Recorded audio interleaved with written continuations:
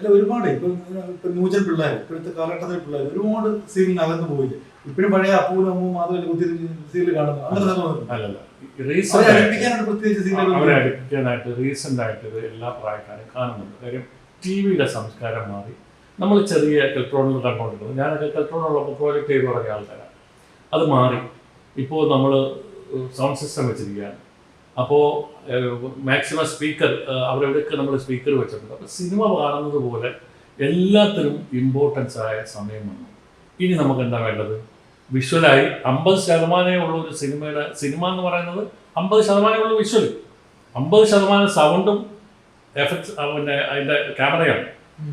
Serial തന്നെ 50% ഉള്ള visual, 50% സൗണ്ടും ക്യാമറയൊക്കെയാണ് എവിടെ എടുക്കണമെന്നുള്ളതാണ്. അപ്പം നമ്മൾ അതിനകത്തേക്ക് കൂടുതൽ കോൺസെൻട്രേറ്റ് ചെയ്ത് ഈ പറയുന്ന പുതിയ തലമുറയെ പിടിച്ചിരുത്തുന്ന കണ്ടന്റ് കൊണ്ടുവരണം. ഞാൻ പറഞ്ഞാൽ ഇപ്പൊ നടന്നുകൊണ്ടിരിക്കുന്ന പ്രോസസിംഗ് ടൈം പറയും.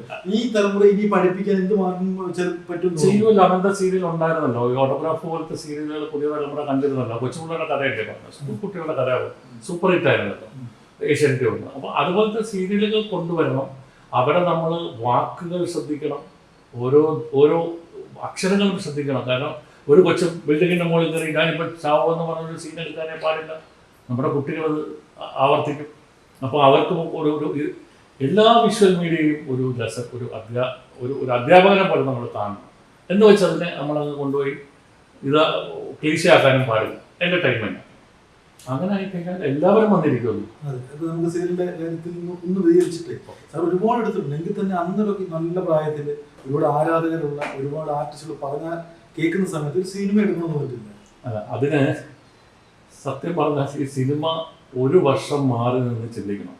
ഒരു വർഷം സിനിമ നമ്മൾ ഈ പറയുന്ന 50% നിശബ്ദതയിൽ കൂടെ നമ്മൾ കണക്കാക്കിയിട്ട് വന്നിരിക്കുന്നത്.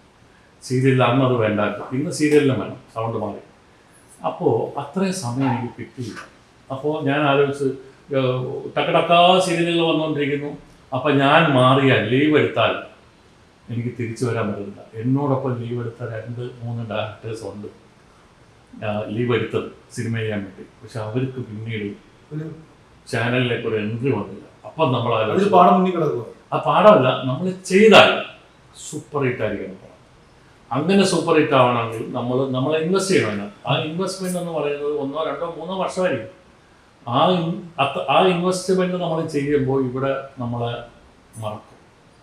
സിനിമയ്ക്ക് ആരെയും വേണ്ട, സീരിയലിനും ആരെയും വേണ്ട, എല്ലാവരും മറക്കും. ചിത്രം പോയ ശ്യാം സുന്ദർ മരിച്ചു പോയി കഴിഞ്ഞാൽ ആരെങ്കിലും അയാളുടെ പേര് പറയുന്നുണ്ടോ? എന്തൊരു വിപ്ലവം നടത്തിയ ആളാണ്.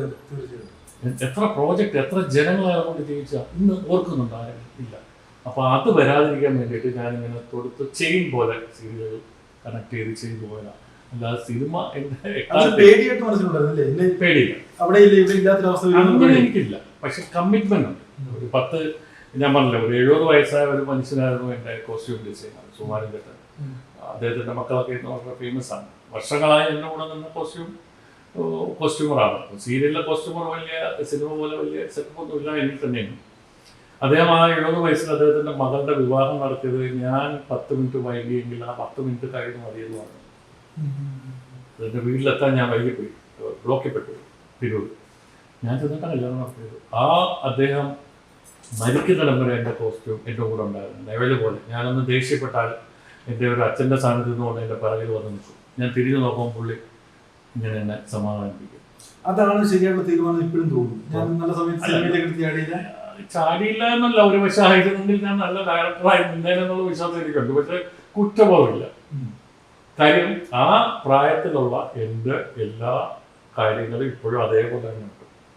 എസ്തെറ്റിക് സെൻസ് അലമാരി വെച്ച് കൂട്ടിയിട്ടാണ് ഞാൻ മെഗാസീരിയലിലേക്ക് ഇറങ്ങിയത്. അത് വലിയ എസ്തെറ്റിക് സെൻസ് വേണ്ട, അതിപ്പോഴും ഇരിപ്പുണ്ട്. അത് ഞാൻ എടുത്ത് ഇടയ്ക്ക് ഫിറ്റ് ചെയ്യും. ഒരു ദിവസം ഞാൻ 3-4 സിനിമ കാണാറുണ്ട്. അത് സീരിയലിൽ പോകുമ്പോൾ അതങ്ങെടുത്ത് മാറ്റി വെക്കും. ഇനി സിനിമയിലേക്ക് വരുമ്പോൾ അതെടുത്ത് വെക്കും. ഇനിയിപ്പോൾ ചെയ്യാം. കാരണം അതും ഇതുമൊക്കെ ചെയ്യുക പഴയതുപോലെ എല്ലാ ചാനലിലും ഓടി നടന്നു. നമ്മുടെ ശിഷ്യന്മാരെല്ലാം ലൈവായി നിന്ന് ഡയറക്റ്റ് ചെയ്യുന്നുണ്ട് എല്ലാവർക്കും. അപ്പം അതിൻ്റെ ആവശ്യമില്ല എന്ന് തോന്നുന്നത് കൊണ്ടാണ് ഇപ്പം ഇത് രണ്ടും പാരലായിട്ട് കൊണ്ടുപോയിക്കൊണ്ടിരിക്കുകയാണ്. സാറിന്റെ എക്സെപ്ഷണൽ കേസാണ് ഈ സീരിയൽ സംവിധായകന്മാര് ഈ സിനിമ രംഗത്ത് പൊതുവെ വരുന്നത്. എന്തുകൊണ്ട്? അത് ആർട്ടിസ്റ്റുകൾക്ക് പ്രാപ്യമല്ലാത്തതുകൊണ്ടാണോ, അതോ അവർക്ക് അവരുടെ അതൊരു മൊത്തം ഒരു തെറ്റിദ്ധാരണയാണ്. എന്താ വെച്ചാൽ ഈ സീരിയലിൽ നിന്ന് വരുന്നവര് നടന്മാര് ബിജുമേനോൻ ഉൾപ്പെടെ എൻ്റെ സീരിയൽ അഭിനയിച്ചതാണ്. മനോജ് സീരിയലിൽ നിന്ന് വന്നതാണ്. അപ്പം അത് അല്ല, ഈ സംവിധായകർ വരുമ്പോൾ ഇതിന് കുറച്ച് സമയമെടുക്കും. സിനിമ എന്ന് പറഞ്ഞ നമ്മൾ കുറച്ച് സമയമെടുത്ത് അതിൻ്റെ മീറ്ററൊക്കെ ശ്രദ്ധിച്ച് എല്ലാ കാര്യവും പഠിച്ച് ചെയ്യുമ്പോൾ ഒരു 2 വർഷം മുന്നേ അതിനകത്ത് തറവിൽ നിൽക്കണം. അല്ലാതെ അതൊരു വെപ്രാളത്തിൽ ചെയ്യേണ്ട ഒരു പ്രോജക്റ്റ് ഇല്ല. അതുകൊണ്ടാണ് അത് ഫെയിലിയർ ആയിട്ടുള്ളത്.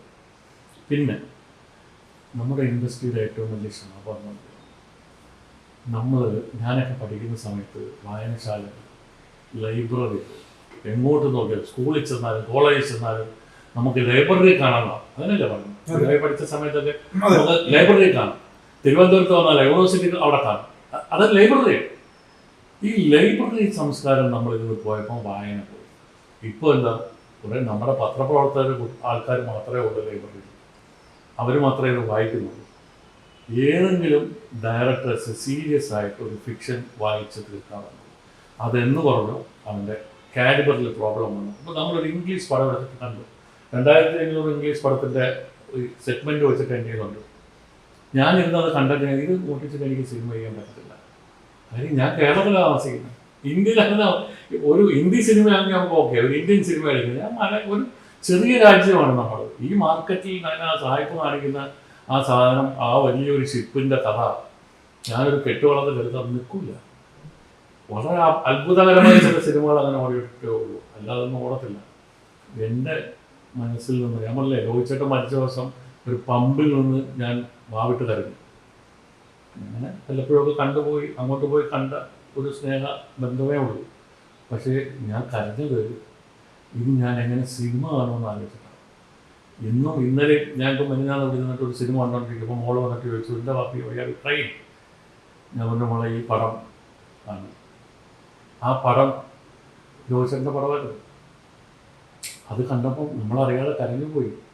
ഇപ്പം നമുക്ക് തിയേറ്ററിൽ പോയിട്ട് കരയാൻ പറ്റുമോ? അതൊരു സിനിമ. അതാണ് പ്രശ്നം. വായന നമ്മളിൽ നിന്ന് വിട്ടുപോയി. മനോരമ പത്രം പോലും ഒരു പത്രവും ആരും വായിക്കുന്നില്ല. ആ സംസ്കാരവും പോയി. മൊബൈൽ എടുത്തിട്ട് ഒട്ടിക്കൊണ്ടിരിക്കുക.